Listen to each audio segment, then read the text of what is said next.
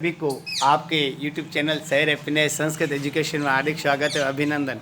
मेरा उद्देश्य हमारे जो सेकेंडरी बोर्ड की बच्चों की परीक्षाएं हैं उन बच्चों तक ये वीडियो ज़्यादा से ज़्यादा पहुंचाना, ताकि वो लॉकडाउन के अंदर घर पर आराम से पढ़ाई कर सके और अपने मिशन में सक्सेस हो सके, यानी अच्छे अंकों से उत्तीर्ण हो सके। सभी बच्चे इस बोर्ड में सफल हुए, ये मैं आप सबके उज्जवल भविष्य की कामना करता हूँ। और हम पढ़ रहे हैं हमारा ज्योमेट्री का पार्ट वर्त की जो वर्त स्पर्शिका और छेदन रेखा के बारे में मैंने आपको पहले ही बता दिया था। और उस पर आधारित एक प्रमेय था कि जो वर्त जो एक बिंदु से वर्त पर जो प्रतिच्छेदी करके निकलती है वो स्पर्शिका कहलाती है।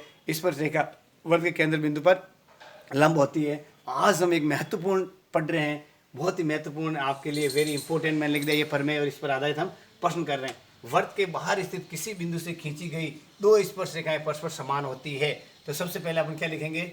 दिया हुआ। देखो कोई भी प्रमेय है तो मैंने आपको 4 पॉइंट बनाए। दिया हुआ, सिद्ध करना, रचना और उपपत्ति। दिया हुआ के अंदर क्या है भाई? देखो सबसे पहले क्या है? वर्त का केंद्र ओ है। तो सबसे पहले हम क्या करेंगे? देखो एक वर्त बना दिया, इसका केंद्र हमने ओ बना दिया, ठीक है। बाह्य बिंदु, देखो बाह्य लिख दिया करो आप आराम से। बाह्य बिंदु पी है, जैसे ये करता है बाह्य बिंदु हमने क्या लिख दिया? पी लिख दिया, ठीक है। अब देखो पी से वर्त पर T1 व T2 स्पर्श रेखाएं खींची गई है। आगे समझो, देखो P से ये T1 और P से T1 कर दो, देखो ऐसे, और ये T2, अब इसको भी ऐसे। आप आराम से देखो ये T और T2, आगे से ये दो स्पर्श रेखाएं खींची गई भाई। अब देखो, अब दूसरा हो गया क्या भाई? सिद्ध करना। सिद्ध क्या करना है? सुनना, PT1 बराबर PT2, यानी ये स्पर्शरेखा और ये स्पर्शरेखा क्या है? दोनों बराबर है। अब इसको सिद्ध करना, क्या करना अपन को? सिद्ध करना। तो सबसे पहले क्या करेंगे? रचना। देखो रचना के लिए क्या करेंगे? OT1 व OT2 को मिलाया। चलो इसको पहले इनको मिला, देखो ये मिल गया और ये मिल गया। आगे समझे भाई? ये दोनों मिल गया आपके, देखो T1 और T2 से T1 या 1 लिख दो, T1 और T2 दोनों मिल गए। अब देखो और क्या किया हमने? तथा OP को भी मिलाया। OP कहाँ पे? देखो ये और P को भी हमने मिला दिया। अब क्या करेंगे? उपपत्ति।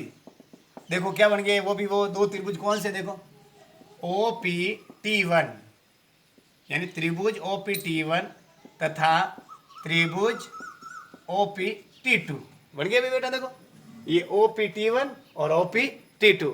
इस प्रकार वापस देखो आप, सबसे पहले वर्त के बाहर स्थित किसी बिंदु से खींची गई दो स्पर्शरेखाएं परस्पर समान होती है। तो वर्त का केंद्र बिंदु O बना दिया, बाह्य बिंदु P बना दिया। वर्त के केंद्र पर T1 और T2 दो स्पर्शरेखाएं खींच दी। PT1 और PT2 को हमको सिद्ध करना है कि ये बराबर है या नहीं है। OT1 और OT2 को मिला दिया, OP को भी मिला दिया। अब परिमेय के लिए क्या करेंगे?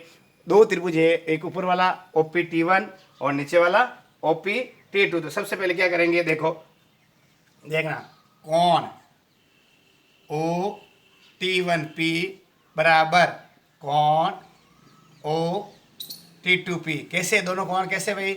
90 डिग्री, यानी 90 डिग्री क्यों हो गए भाई? समकोण। क्यों हो गए समकोण? बताओ आप। जब मैंने आपको पहले वाले प्रमेय में बताया था, क्या बताया था?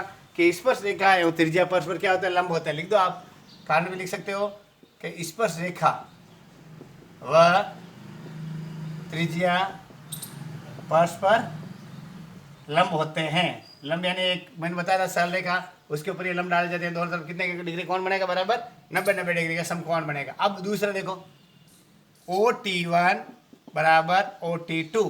ये देखो ये T1 और ये T2 क्या है भाई? दोनों वर्त की त्रिज्याएं। वर्त की त्रिज्याएं तो हमेशा मैंने वो भी बताया आपको, क्या कि वर्त की त्रिज्याएं हमेशा समान होती। अब देखो OP इक्वल OP, देखो OP इक्वल OP, तो क्या है ये दोनों में?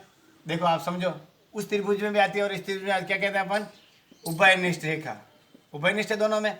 तब कौन सा नियम आया? देखो तो कौन सा है? समकोण कर्ण भुजा, जिसे क्या कहते हैं अपन? RHS। क्या करें? जो अपन का रूल RHS के अनुसार, जना RHS के अनुसार, यानी किसी भी समकोण त्रिभुज में, ध्यान रखना, समकोण त्रिभुज में समकोण के सामने वाली भुजा और एक अन्य भुजा समान है, तो दूसरे समकोण त्रिभुज में कर्ण और एक अन्य भुजा यानी सामने वाली भुजा कर्ण बोलते हैं, अन्य भुजा समान हो तो वो दोनों त्रिभुज भी समान होंगे। तो क्या लिखेंगे, ट्रायंगल OPT1 सर्वांगसम ट्रायंगल OPT2 यानी त्रिभुज OPT1 सर्वांगसम त्रिभुज OPT2। इस बार क्या लिखेंगे, अब क्या करेंगे, तो ये हो गया दोनों, तो अब क्या अतः क्या लिखेंगे, अतः कौन सा है भाई, PT1 बराबर PT2 और नीचे क्या लिख देंगे अपन, इति सिद्धम। आगे आपके समझ में क्या करना है, एक वृत्त बनाना है, केंद्र बिंदु O लिखना है, वाय बिंदु P लिखना है, इन दोनों स्पर्शरेखा कर देनी है, दो बीच में इसको इससे मिला देना, दोनों को बीच वाली को मिला देना, दो त्रिभुज बन गए। फिर ये वही RHS जिससे आप कहते हैं समकोण कर्ण भुजा के अनुसार ये दोनों त्रिभुज सर्वांगसम हो जाएंगे। और इससे हम इसकी इसलिए दोनों त्रिभुज के अंदर दो कोण दो भुजाएं और एक कोण समान है तो तीसरी भुजा भी उनके समान होगा, तो इसीलिए ये PT1 और PT2 भी समान होगा। अब इस पर आधारित देखो प्रश्न है, एक बिंदु से, देखो बहुत महत्वपूर्ण प्रश्न है, एक बिंदु से खींची गई स्पर्श रेखा की लंबाई ज्ञात कीजिए। एक बिंदु से खींची गई स्पर्श रेखा की लंबाई ज्ञात करनी है अपन को, जबकि केंद्र से दूरी 13 सेंटीमीटर और त्रिज्या 5 है। सबसे पहले आप इसके लिए डायग्राम बना दो, ये वृत्त बना दे O और इसे बाह्य बिंदु देखना कितना है, वृत्त से केंद्र की दूरी कितनी है भाई, 13 सेंटीमीटर, ध्यान रखना 13 सेंटीमीटर P है। और जैसे ये बिंदु यहाँ पे है, ठीक है, M बिंदु कर दे, ठीक है, M बिंदु इन कितनी दूरी है, ये त्रिज्या कितनी है 5 सेंटीमीटर। अब यहाँ से यहाँ देखो सुनो, यानी इस P और M को इसको ज्ञात करना है, समझे ना आप। अब सबसे पहले देखो इसमें क्या है, अपन देखो इसको हल करने के लिए क्या क्या करेंगे, देखो क्या है, देखो OP बराबर 13 सेंटीमीटर, OM बराबर 5 सेंटीमीटर, ये तो क्या अपन के प्रश्न के अंदर दिया हुआ है, इसके अंदर आपको कुछ भी नहीं करना है। अब ये दिया हुआ है क्या वर्त कि OP वर्त की 13 सेंटीमीटर है और OM उसमें क्या है, कितना सेंटीमीटर है, 5 सेंटीमीटर। तो क्या करेंगे आप इसको क्या करेंगे, अब इसके लिए मैं आपको बताना चाहता हूँ कि सबसे पहले देखो क्या बन गया ये अपन का, एक मैंने आपको बताया था पहले क्या बन गया, ये देखो ऊपर वाले में समकोण क्या बन गया, ये समकोण कर्ण भुजा RHS। तो अब इसमें अंदर अब आप वही करेंगे, क्या करेंगे, सबसे पहले देखो, सबसे पहले बताना चाहता हूँ कोण कौन सा है 90 डिग्री का, M कोण कौन सा है, M कोण कितना है 90 डिग्री, जिसे हम क्या कहते हैं भाई, समकोण है, ये क्या है, तो समकोण के सामने वाली सबसे बड़ी भुजा क्या होती है, कर्ण, क्या होता है, कर्ण। तो अब आपको बोधा नहीं प्रमेय जो मैंने बताया था आपको, कर्ण स्क्वायर बराबर, वो कर्ण स्क्वायर बराबर क्या होता है भाई, आधार स्क्वायर प्लस लंब स्क्वायर। तो अब देखो सबसे पहले क्या कर रहा है इसमें, देखो ये आधार मान लेते हैं, ये कर्ण हो गया, तो लंब ज्ञात करना, क्या ज्ञात करना अपन को। तो अब जैसे लंब के लिए भी मैंने आपको फॉर्मूला बता दिया था, लंब स्क्वायर बराबर क्या करेंगे, कर्ण स्क्वायर में से आधार के स्क्वायर को क्या कर देंगे, घट देंगे। तो अब इसमें लिखो, देखो कर्ण कौन सा है, समकोण के सामने वाली सबसे बड़ी भुजा कर्ण है। तो क्या करेंगे, यहाँ आप ऐसे भी लिख सकते हो, MP का स्क्वायर बराबर क्या करेंगे, OP का स्क्वायर माइनस OM का स्क्वायर, ये शब्दों में भी आप इसको लिख सकते हैं। तो MP का स्क्वायर क्या होगा भाई, बराबर OP कितनी है 13 का स्क्वायर माइनस ये OM कितना है 5 का स्क्वायर, 13 169 माइनस 5 और 25, 100 से 5 और 25 गए कितना 144। तो MP स्क्वायर बराबर MP स्क्वायर बराबर ये हो गया ये।